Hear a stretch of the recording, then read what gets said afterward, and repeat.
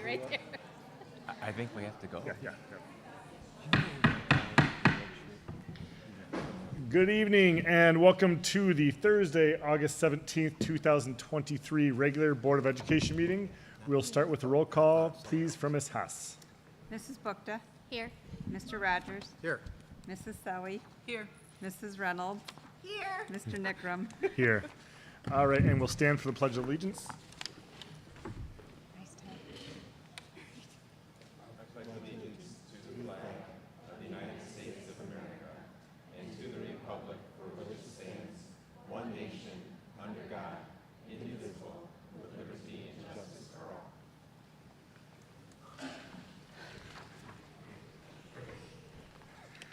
And it is customary for every board meeting at the introduction to read our vision and mission statement. The vision statement reads, achieving distinction in all that we do, while the vision statement reads, cultivate an inclusive, high-performing culture of growth and community. And this evening, it appears we'll be starting off with a strategic plan update from Dr. Abbott.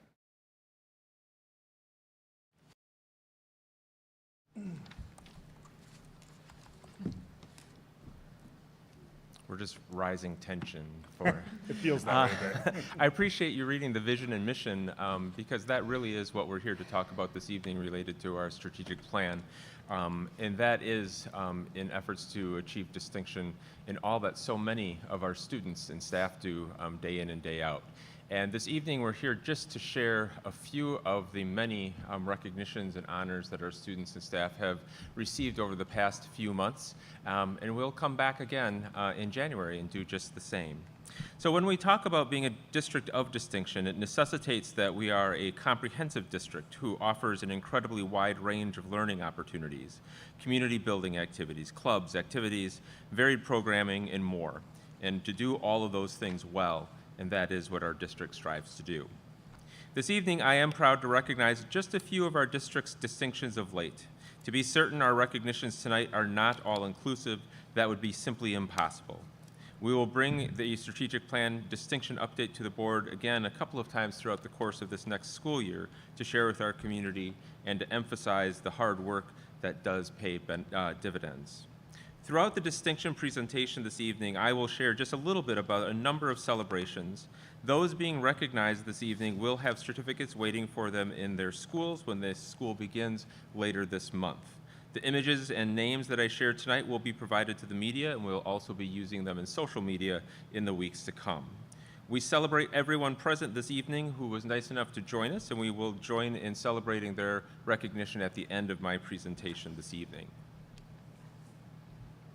Athletic programming and athletes have long been a sense of Black Hawk pride here in Fort Atkinson, and it is customary for the board to recognize our state qualifying athletes and teams. This evening, we are pleased to congratulate members of our track and field team, in particular our state track and field meet competitors, Ben Stricker, Owen Geiger, Anthony Hendrichon, Aiden Warden, Ethan Larson, Grant Hagney, and Mallory Gasper. Ben Stricker qualified in the 1,600 meter run, 3,200 meter run, and the 3,200 meter relay. Owen Geiger, Anthony Hendrichon, Aiden Warden, Ethan Larson, and Grant Haney qualified for the state meet in the 3,200 meter relay, and Mallory Gasper qualified in the 200 meter dash.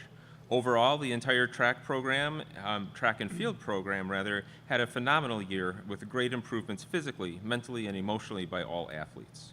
Our track and field team is coached by Dennis Shadesky, Aaron Kremsreiter, Eric Stroop, Jeremiah Walsh, Robert Martin, and Spencer Agnew.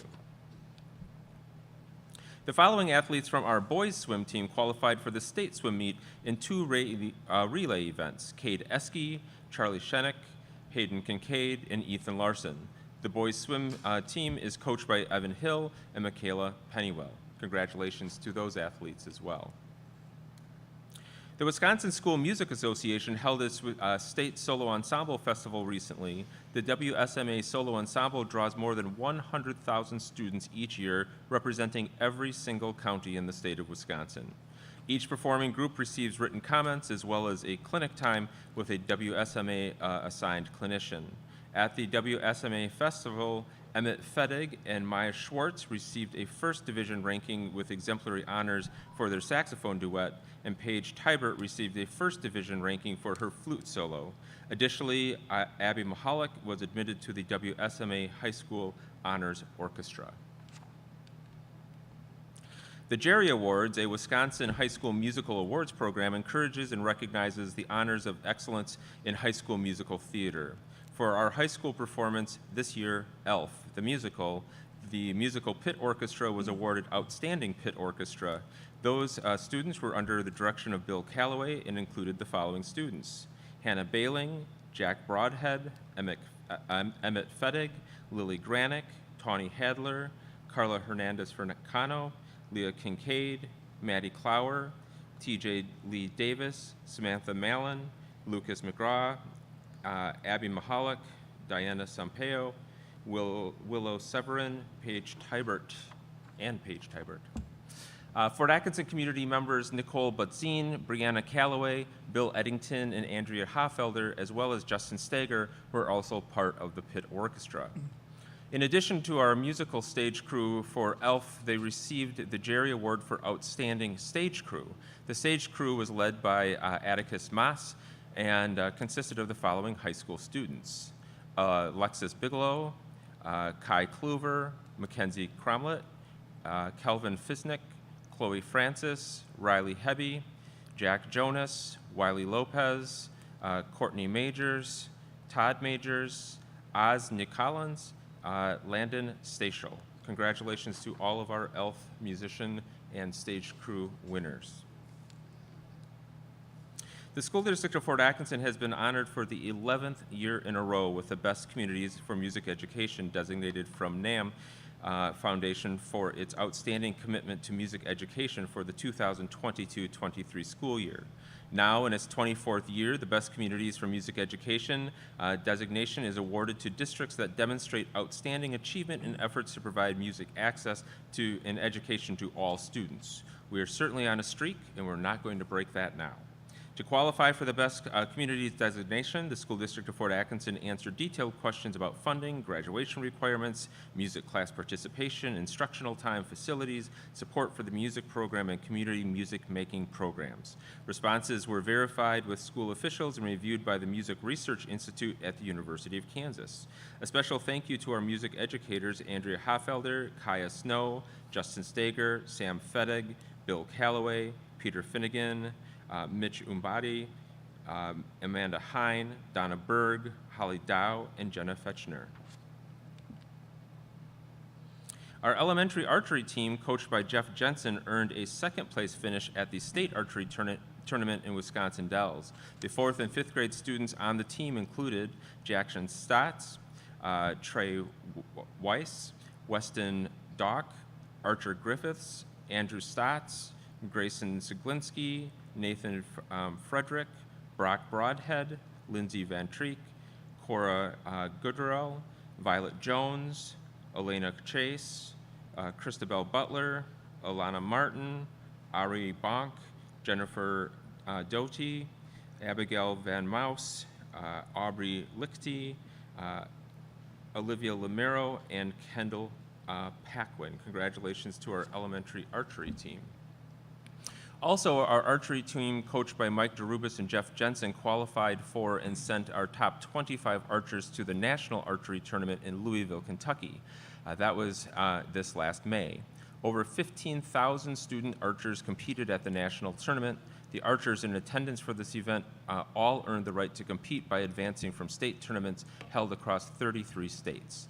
The archers from our team who competed at nationals included Will Adelmeyer, Faith Bishop, Pearson Bottinger, Lillian Fedrick, Natalie Kelleher, Ruby Martinez, Bowen Maxfield, Lily McGee, Porter McGee, Lillian Siglinski, Owen Smith, Kyle Tater, Tiffany Van Treek, Olive Ziesler, Dylan Brown, Casey Chase, Madeline Cromlett, Tori Edwards, Natasha Markietz, Addison Maxfield, Allie Pence, Deanna Sacedo, Jake Sukow, Connor Tamblin, and Joey Volker. Congratulations to all of our archers in nationals.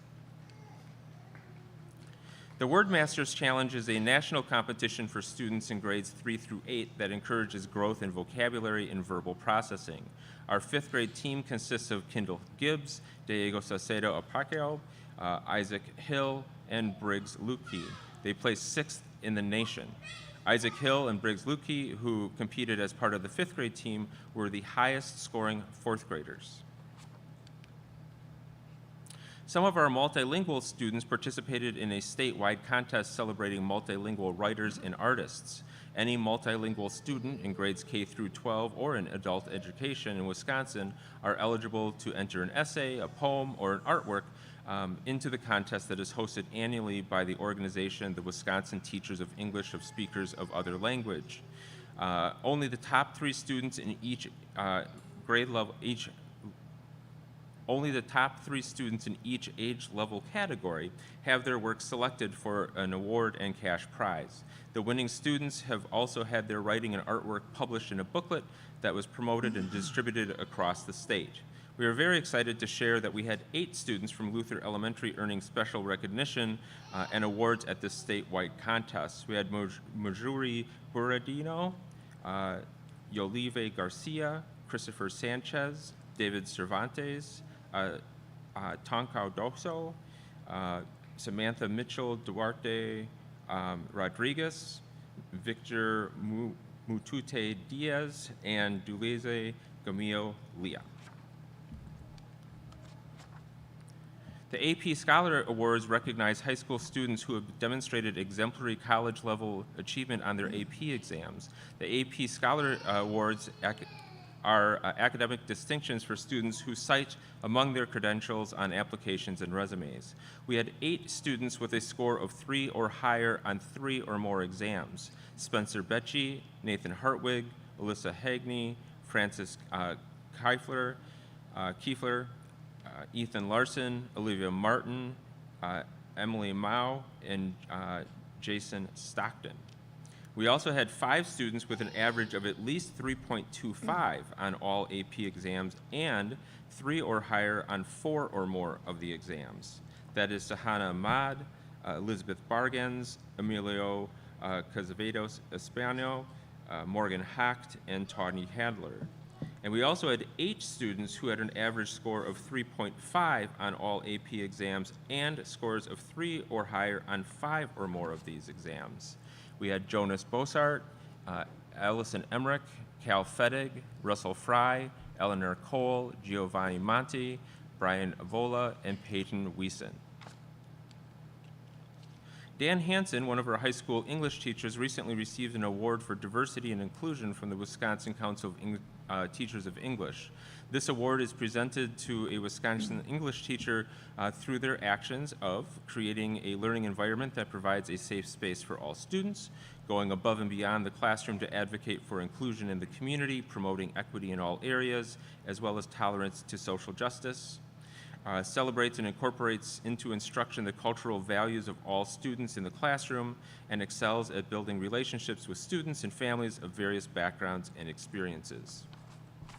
Also, the National Speech and Debate Association's Coach of the Year award annually honors high school coaches who reflect outstanding leadership and commitment to speech and debate activities. Rebecca Hansen was awarded the National Speech and Debate Association's Southern Wisconsin Coach of the Year for her role as the high school debate team coach. And there are certainly more to come, and I hope there are a lot more names. Thank you for Just that. like graduation, wow. And there are certainly more things to come. Things continue to ramp up for us as we head off into our new school year. Things like FFA, Fall Athletics, Show Choir, Jazz Band, Fall Musical, National Honor Society, FBLA, Archery, and of course, more and more and more. And at this time, and thank you for your patience as we acknowledge so many students, organizations, and activities throughout our district. But if you were recognized this evening, if you would, please stand and let us share in a round of applause for all of our recipients this evening.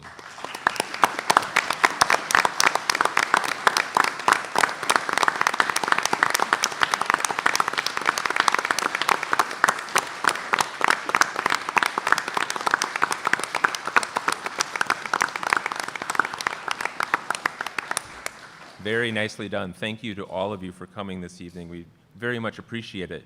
We will have certificates and recognition in your buildings as you head back to school in just a few days.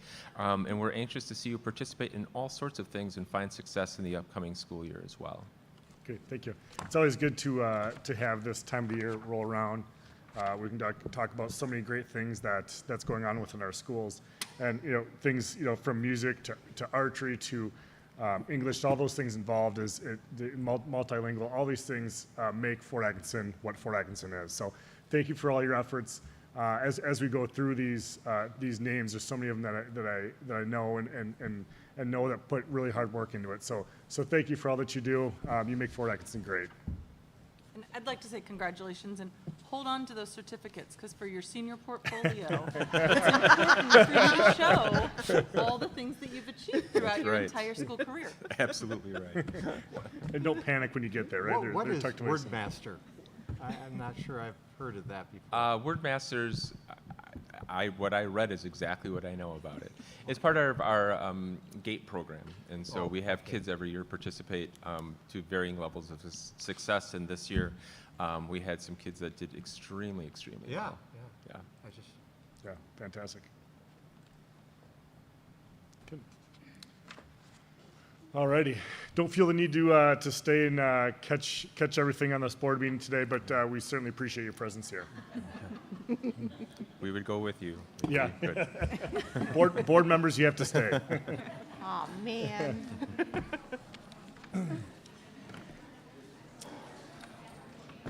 They don't want to stay and listen to Andy. All right, yeah. And it appears that we do not have any comments from the audience on agenda or non-agenda items. We do not. Correct. Okay, good. All right, we will move on to the consent agenda this evening. Yes, as we're aware, Robert's rules provide for a consent agenda listing several items for approval of the board in a single motion. Documentation concerning these items have been provided to all board members in advance to assure for an extensive and thorough review and will become part of the permanent record. Items may be removed from the consent agenda at the request of any board member. This evening, you have item A, comments from the audience on agenda, excuse me, wrong section. Yeah, I'm we're like, on the wow, I meeting think now. we just did that. Item A in the next heading, minutes from the July 27, 2023 regular meeting. Item B, personnel, appointment, transfer, resignation, and retirement requests. This evening, we ask that you approve the following appointments and transfers effective at the beginning of the 2023-24 school year. Amanda Zereth, 1.0 FTE art teacher at Luther and Berry Elementary School, and also the resignation request be accepted upon satisfaction of liquidated damages for failure to perform in the amount of $1,000. That for Caitlin Ripley, 1.0 FTE science teacher at Fort Atkinson High School, effective August 4th, 2023. That also of Gabriel Woolenberg, 1.0 FTE special education cross-categorical teacher at Fort Atkinson High School, effective August 17th, 2023. And of course, we thank Caitlin Ripley for her 5 years and Gabriel Woolenberg for his 5 years of service and dedication to our students and community. Then also item C, district of payment bills and the treasurer's report.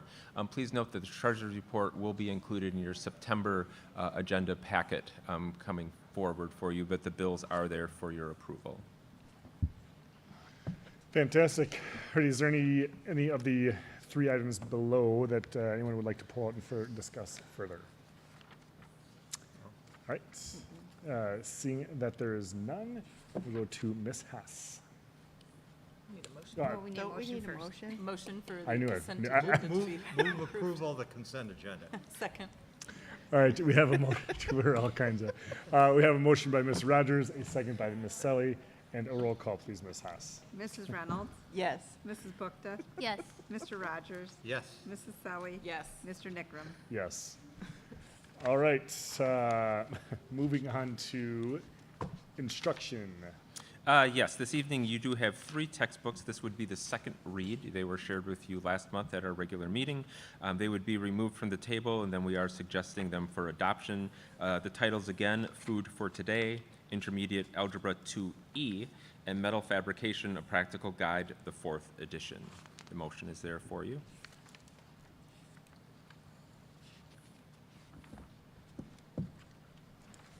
So be it resolved that the following textbook be removed from the table and adopted for use in the school district of Fort Atkinson, Food for Today, Intermediate Algebra 2E, Metal Fabrication, a Practical Guide, 4th edition.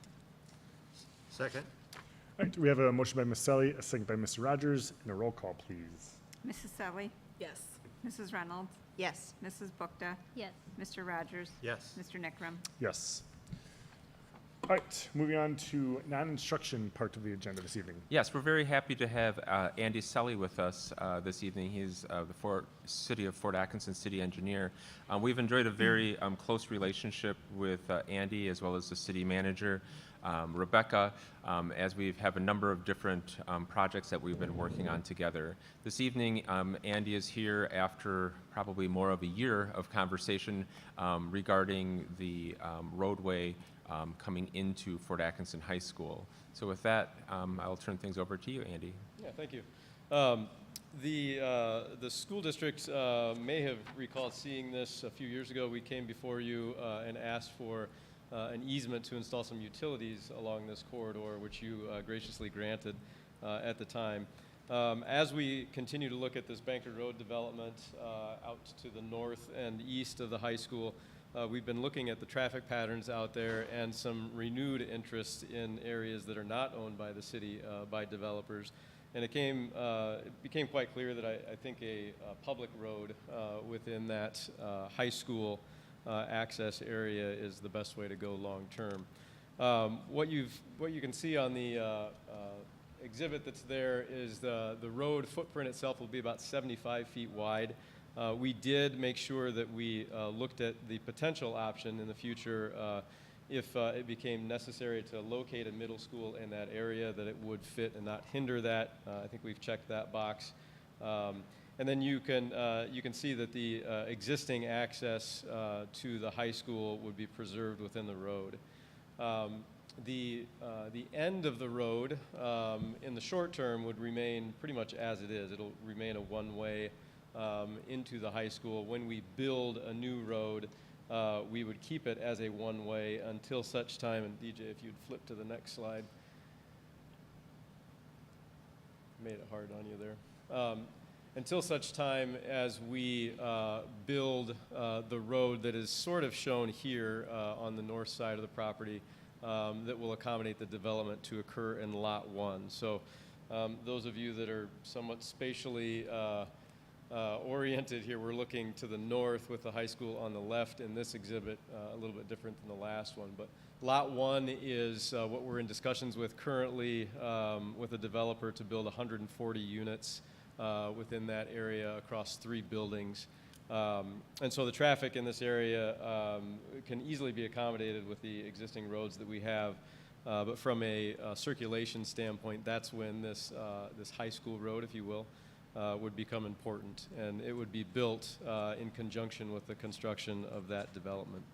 The intersection, I'll note, at the north end of the high school access, we have looked at that. We've done a traffic study in the area, extended, frankly, beyond just simply what we're looking at here. And one of the recommendations that came through was something called I'm getting the word wrong, either mini or small traffic circle in that area. And that was preferred or suggested, I should say, by the consultant that looked at it, because obviously at certain times of the day this could be a very busy intersection, and maintaining the flow of traffic through there would be paramount. So we'll look at that when the time comes, and we'll certainly keep school district officials engaged, both with the timing of that, the elements of the design and construction, and things like that. The main thing I think that I wanted to put forward to you is really just to ask your okay in this matter. We still have to take this through the city's steps of the Planning Commission and the City Council to approve both of these things. But obviously, I think it makes the most sense to start here with the school district and make sure that that you guys are on board with this dedication of the public right-of-way. And so with that, I'd be happy to answer any questions that you might have with respect to this, the right-of-way or the development status in general within the area there around the high school. Andy, would we be giving you an easement, or you want a full dedication. Yeah, this will be a full dedication. So the exhibit that's before you will be professionalized a little bit with the aerial taken out. It'll look just like a certified survey map, and that 75-foot corridor would be dedicated to the city of Fort Atkinson as public right-of-way by the school district. So it would be an actual transfer of land.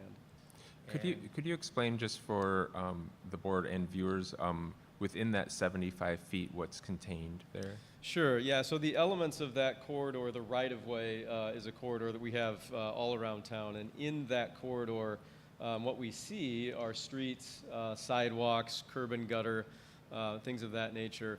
Below ground, what we don't see are sanitary sewer pipes, water main pipes, stormwater pipes. This is where all of our other utilities come through, so fiber optic, cable, is run through there, natural gas, electric, things of that nature. All of that is housed within that corridor that we call the public right-of-way. So within this plan, there is a pedestrian path, there's also a sidewalk, there are treed terraces. Correct, And then yeah. there's also curb and gutter, correct? Yes, Yeah. yeah, those elements, I think specific to this area for the high school, there is an 8-foot path planned on what would be the west side of that road, so that we would have pedestrian access along that roadway, and I think that'd be the first of extending pedestrian access to the high school campus in general. And then on the south side, we would have a regular size sidewalk, 5-foot sidewalk. We would have some turn lanes in there, and as you said, Dr. Abbott, curb and gutter along both sides, so that we would have drainage and then a terrace, much like we have in the residential and commercial neighborhoods here in the city with trees along the terrace. So it would look a little more like a street, right? Like a city street, as opposed to the campus drive that it is currently. Can you comment on what the status of the development is? I mean, do we have a developer that's willing to come in or is coming in? Yeah, so there are two developer status updates that I can provide. The first is in that lower, actually, DJ, if you can flip back to the other one, that'll be a better exhibit. But there was a developer that was interested in the corner of Campus Drive and the high school access road. They purchased that piece there. It sort of looks like a jigsaw puzzle piece outlined in yellow. They have an approved plan from the City Planning Commission as well as the City Council for that parcel. They were ready to pull the trigger, and the interest rates kind of made them a bit shy. So we're still in close contact with that developer. He's a local person out of McFarland, and we're going to re-engage on this next year after he feels a bit comfortable with how the economy goes. That is on private ground. That is, he owns that property that is there currently. The second developer that we're engaged with is on the city's 75 acres, and that is the Lot 1 that I referenced on that previous exhibit.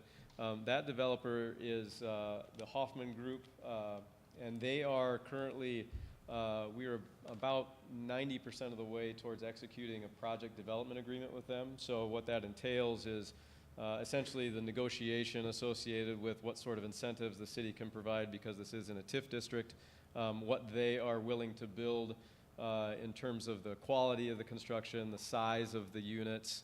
We're talking a lot about some of the stormwater aspects of that right now. I would guess that we'll see that formally before City Council for approval within the month. Their plan right now is to break ground in '24 if they can. It would be late '24, but they still have that as a goal. And then to have 140, I think it's 141 units actually, built and ready for occupancy by January 1 of 2026, if I'm not mistaken. So that one is moving forward. And I will say that the funding for that is a bit different. It's not quite as tied to local interest rates and loans and things like that. It's more institutional investment there, and it seems to be not as sensitive to the economic environment that we're experiencing. Well, we certainly need the new houses. Yes, Yeah, we do.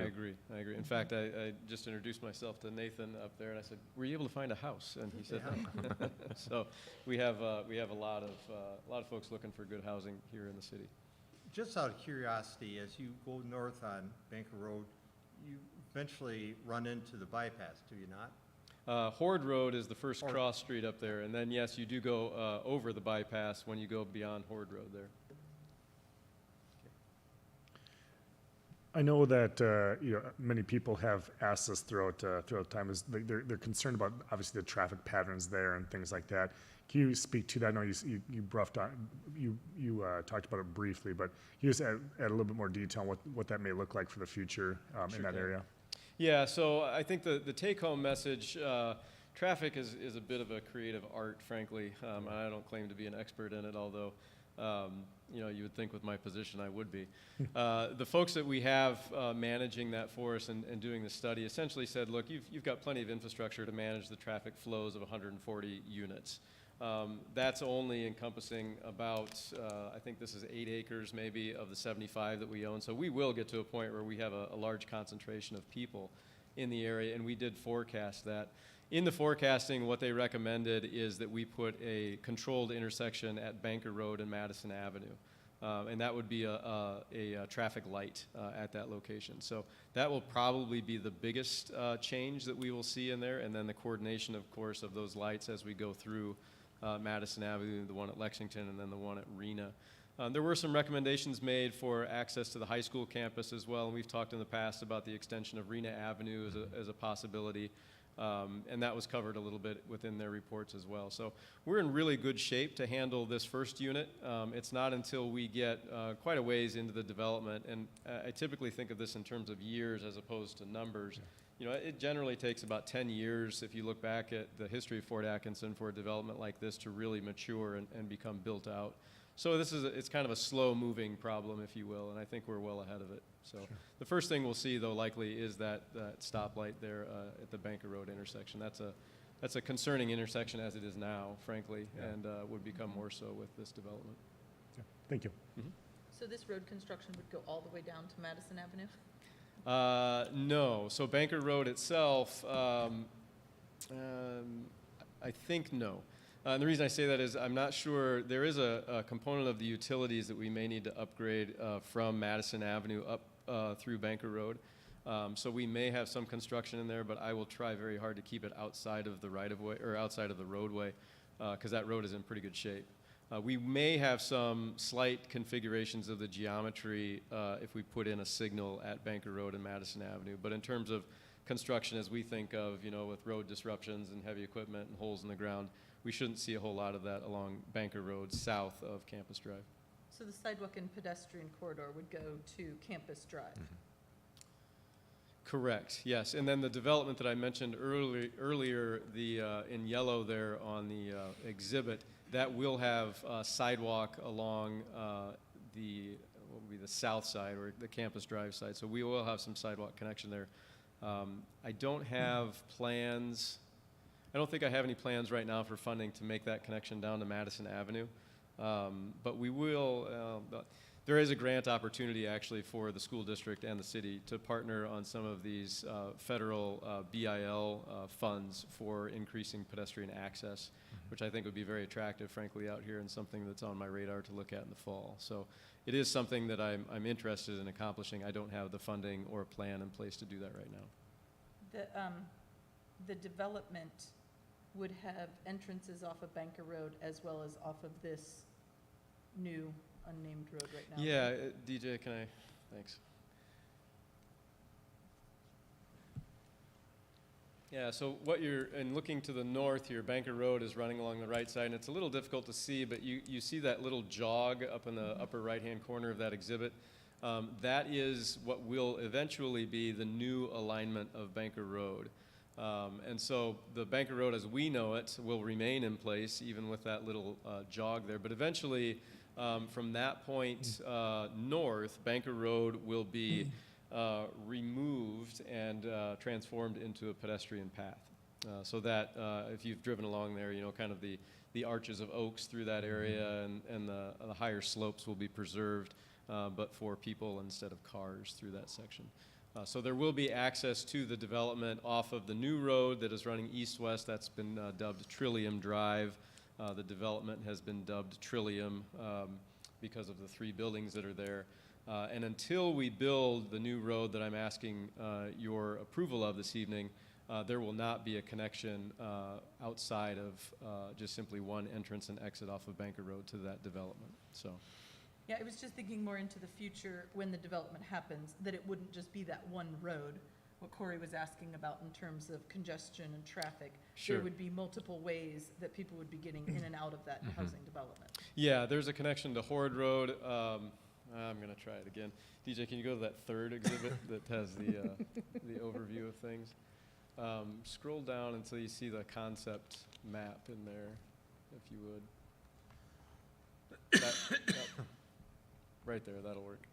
So this is a bit dated, I will note, but the area that you see in this figure that says the blue and the brown at the lower left corner that says stormwater and multifamily, that is roughly the area of Lot 1. And then you can see that jog off of Banker Road right there to the right of it.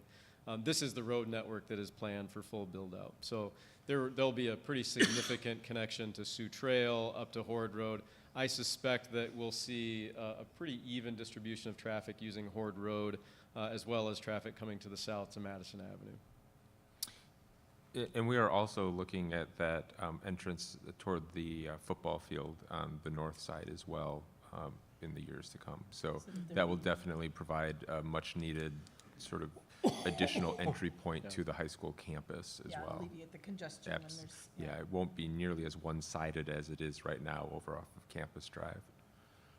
What would be your expectation for when this road work would be done? Is it dependent on when the development is occurring, or would you want to put this in place sooner? So the dependent part are the utilities. So I have to provide water and sewer up to that area in order for the development to go forward. The road itself is not dependent on that, but we'd build it all at the same time. So I would envision this probably being constructed sometime in 2024 would be my guess.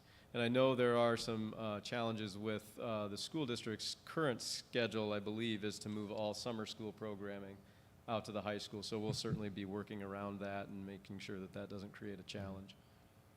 Yeah, and just on that note, just to remind the community, given the successful capital referendum, we had construction projects going on this summer, but next summer is really the big summer for us. All 4 of our elementaries, as well as central office here, will be closed for the entirety of the summer as the bulk of that construction takes place, which we're very excited about. So stay tuned for details on summer school. We still have a very viable high school and middle school, so there won't be any interruption for summer school or students or families. And certainly rest assured, if this project moves forward, we'll continue to work with the city and make sure that there's convenient availability to that high school campus. We can certainly be creative when we need to be, so. Great. And then, just last question, so then this would become a city road that would be maintained by the city? Yes, and I should note, if I didn't, there is no cost to the district associated with any of this stuff, so. So did you hear that last part? That's maintained by the city, right? Correct. Buildings and Grounds love this plan. So. I really appreciate it, and I know I've said before to you personally, I really appreciate the care with which that 75 feet is being used. And when that high school was built there without curb and gutter, and to my estimation, without some adequate sidewalks along that entrance, I really think this will benefit us significantly on the pedestrian side as well as on the vehicular side. So I appreciate that. And from what you have laid out, I think it'll be aesthetically a nice looking roadway for us as well. Andy, you probably answered this already, but along that walkway here, are there access points to the buildings, to the facilities? I guess I'm thinking about traffic. Like if there's access points from there that goes through the high school, that could very well be cause congestion, as opposed to access from Banker Road. Are you talking pedestrian access or vehicle access? Vehicle. Yeah, there should be, so the 2 access points that you have now on the high school access road, you can turn left and go to the front of the high school, or you can go to the end and kind of go around the backside. Those will be preserved. Okay. And they may change in the future if any reconfiguration or construction occurs out there, and that will all be accommodated with whatever the future plans may be. Thank you. And also, as the board is aware, we were provided all of the survey and other related information in a package from the city. We did ask our own district attorneys to take a look who have specialty in this area. They bounced back a few suggestions and questions which the city very quickly adapted to, and so the resolution that you have this evening has been vetted by our council as well. I should know this, but I've forgotten.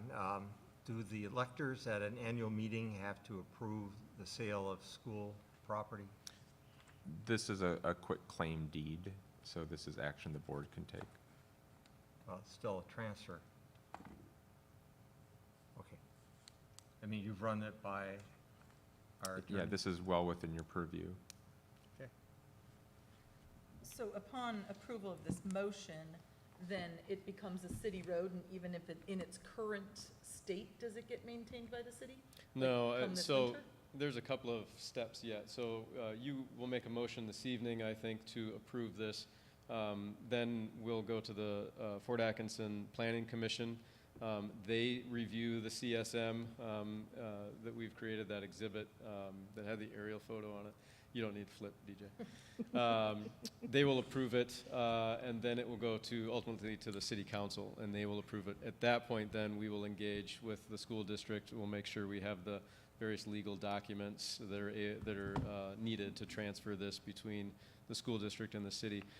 We will work out, we have the winter coming up, obviously. My expectation is that we would probably continue with the school district maintaining this through the winter. That would make sense, as nothing is really changing out there, and I think we may get in the way, frankly, if we tried to engage there. But once we begin construction, then all of that would turn over to the city, and that would be the point probably where we take over maintenance. All right, thank you for that. Assuming we have no further questions. All right, Thank you. very much appreciate it. Thanks, Thank you, Andy. Mr. Sally. All right, if there's no further discussions or questions, we have a resolution in front of us this evening. Be it resolved that the Board of Education approve the transfer of property to the city of Fort Atkinson pursuant to Wisconsin Statute 120.13, Parent 3, as shown in the preliminary certified survey map for the dedication of a public right-of-way, and to authorize the district administrator to execute a quitclaim deed for that purpose. I so move. I'll second. All right, we have a motion by Ms. Rogers, a second by Ms. Bukta, and a roll call, please, Ms. Haas. Mr. Rogers? Yes. Mrs. Selly? Yes. Mrs. Reynolds? Yes. Mrs. Bukta? Yes. Mr. Nickram? Yes. All righty, thank you for that. And moving on to October board meeting date. Yes, in order for us to finalize the budget in October, we need certain pieces of information, and that will be later than your typically arranged October board meeting. So we are asking that we move the October regular meeting to Tuesday, October 24th, again, beginning at 5:30 PM. And if I'm not mistaken, this is something that we've done every year since Yes. certainly I've been on the board. Yes, So it does. this is pretty customary to make sure we have all the data and information in for the budget here, so.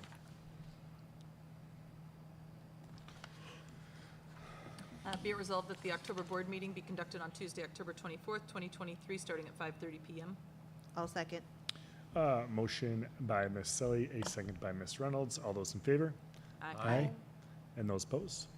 All right, fantastic. January board meeting. Yes, the Wisconsin School Board Association convention in Milwaukee is always the third week of January, which is conveniently located in the same week as your regular board meeting.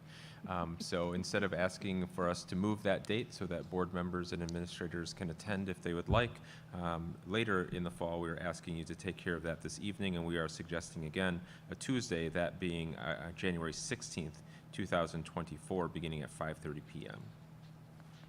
Fantastic, thank you.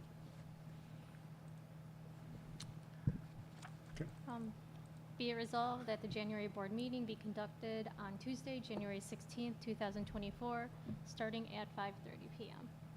Second? It's weird to see 2024, but a motion by Ms. Bukta, a second by Mr. Rogers.